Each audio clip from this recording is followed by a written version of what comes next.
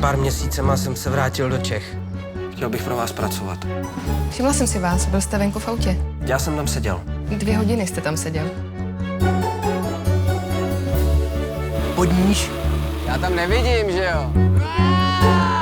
Hledám někoho, kdo by mi zítra pilotoval dron. Pan režisér se ptá, jestli byste mohli proletět skrz ty vzpěry toho mostu. Jako chemik umím vyrobit různé věci.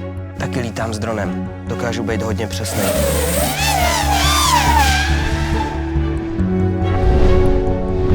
Prachy investuješ do pozemků. Na 10 let si vetaš.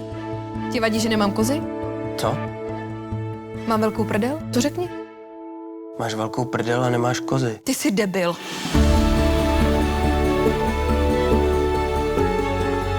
Prasata u koryta, to vám gratuluju. Pan doktor se taky smál. Tak pana doktora podojíme. Hele, policie.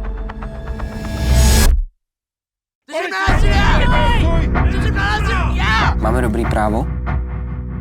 Jak to myslíš? Jestli český právo pomáhá najít pravdu. Co nás střílíte?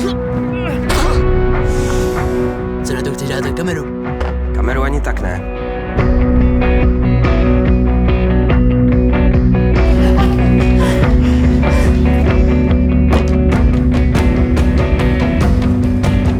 Některý lidi si myslí, že jste dost tvrdý chlapík. Některý si myslí, že jste až jako trochu svině. Co to je za sračky? Od pantáty vedou dráty. Slib mi, že neuděláš žádnou blbost. Definuj blbost.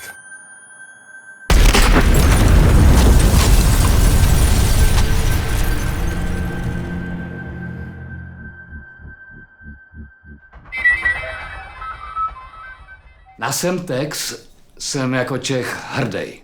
Fakt. A na co ještě? Na hokej.